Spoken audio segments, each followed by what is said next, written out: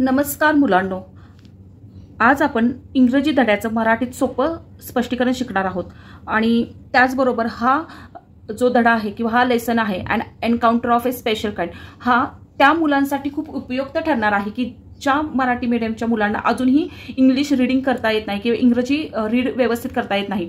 तर या लेसनमध्ये मी तुम्हाला प्रत्येक वर्ड कसा रीड करायचा ते तर सांगणारच आहे रीडिंग करून, त्याचबरोबर त्याचे अर्थही सांगणार आहे की जेणेकरून तुम्हाला ते रीडिंग करण्यासाठी व अर्थ समजून घेण्यासाठी अगदी सोपा होईल। तर चला तर मग पाहूया and encounter of A special kind. My father was a medical professional working for a private company in Raniganj in West Bengal. माझे वडील पश्चिम बंगालमधील राणीगंज येथे खासगी कंपनीत वैद्यकीय व्यावसायिक डॉक्टर म्हणून काम करत होते। The officer of the company were housed in individual bungalows inside large campus. त्या कंपनीचे अधिकारी मोठ्या कॅम्पसमध्ये स्वतंत्र बंगल्यामध्ये राहत होते। Our house was in a corner of the campus. आमचं घर त्या कॅम्पसच्या एका कोपऱ्यात होतं। The officer club was adjacent to the boundary wall of our garden.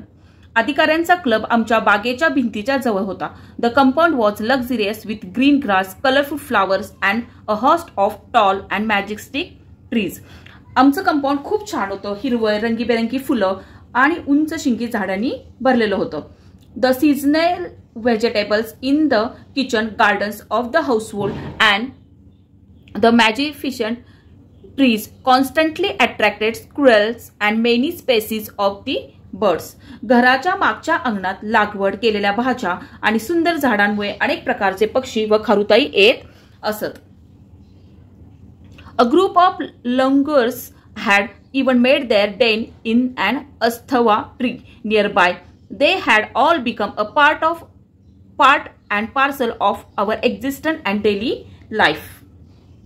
जवळच असलेल्या पीपल झाडावर माकडांचा एक टोळकाही आपले घर बनवून राहत होता। हे सर्व प्राणी व झाड आपल्या रोजच्या जीवनाचा एक भाग झाले होते। Next para. A small incident on A Saturday afternoon left A profound effect on me and unfolded before my eyes a whole new dimension to the wonders of God's creation. शनिवारी दुपारी घडलेल्या एका छोट्याशा घटनेचा माझ्यावर खोल परिणाम झाला आणि त्या घटनेतून मला देवाच्या सृष्टीचं एक नवीन रूप दिसलं। It was a few days into Puja vacation. तो काळ पूजा सुट्ट्यांचा होता। काही दिवस झाले होते सुट्टीला सुरुवात होऊन। Just like for any other child the holidays provided an opportunity for me to become engrossed in various magazines and story books publish specially for children in the festive season.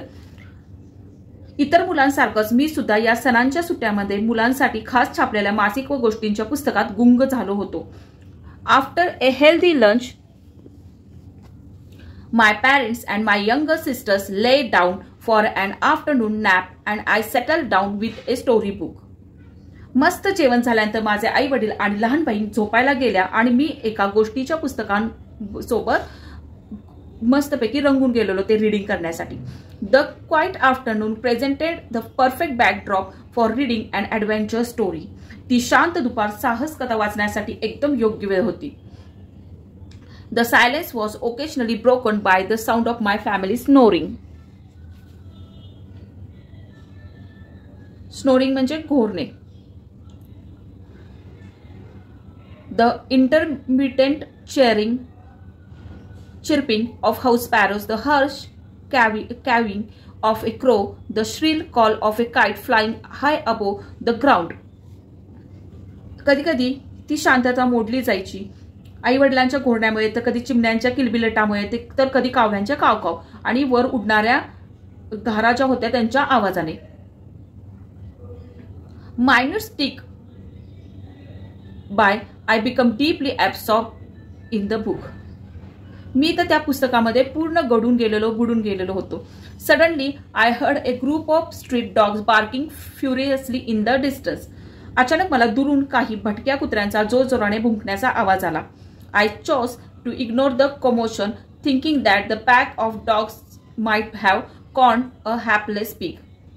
मी तो गोंधळ, कमोशन मीन्स गोंधळ, दुर्लक्ष केलं. वाटलं बहुतेक त्या कुत्र्यांनी एखाद्या बिचाऱ्या डुकराला अडवून ठेवले असेल. But soon the barking become louder and more aggressive and the alarm cawing of a flock of crows added to the cacophony. I also heard the disturbance approaching closer. पण लवकरच तिथे खूप कुत्र्यांचा भुंकण्याचा आवाज अगदी खूप जोरात येऊ लागला व तो जास्तच मोठा होत गेला आणि त्यात कावळ्यांचाही खूप मोठमोठा काव कॅकोपी फोनी म्हणजे काव असा आवाज येऊ लागला आणि तो गोंधळ आमच्या जवळ येताना मला ऐकू येऊ लागला. म्हणजे तो खूप मोठ्या आवाजात तिथे गोंधळ चालू झाला, कावळ्यांचा काव आणि त्याचबरोबर कुत्र्यांचं भुंकणं.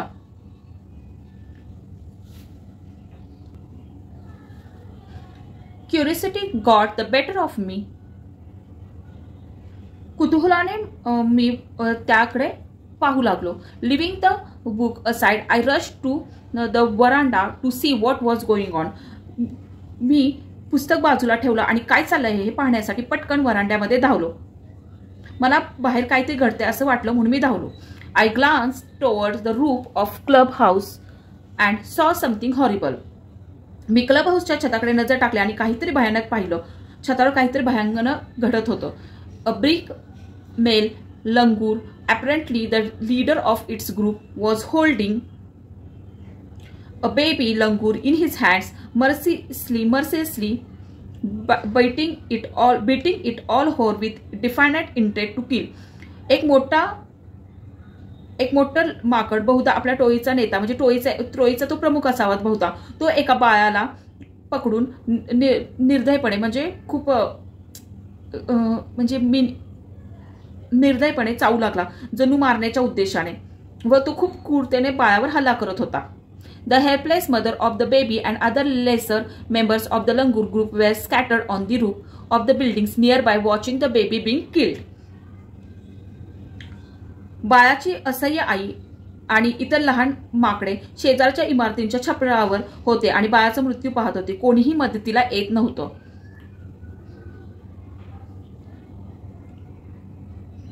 I recalled the terrible custom in the animal clan according to which a dominant male usually does not allow another male baby or adult to survive within its group. माझ्या लक्षात आलं की प्राण्यांच्या टोळीत अशी भीषण प्रथा आहे की एक दबदबा असलेला नर इतर नरांना बाळ असो किंवा मोठा, लहान असो किंवा मोठा किंवा बाळ असो, जिवंत राहू देत नाही.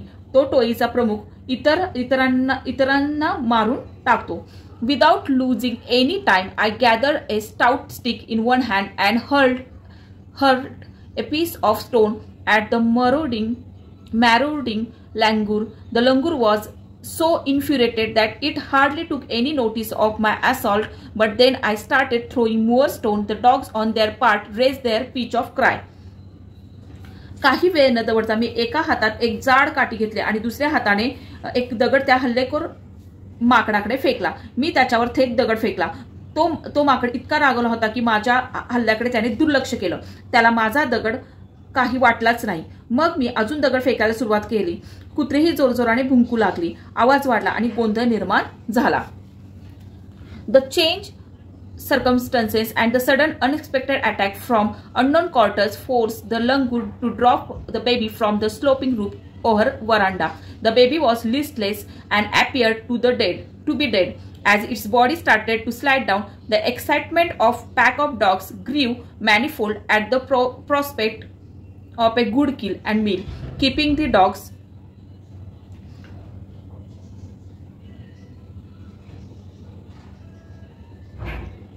परिस्थिती अचानक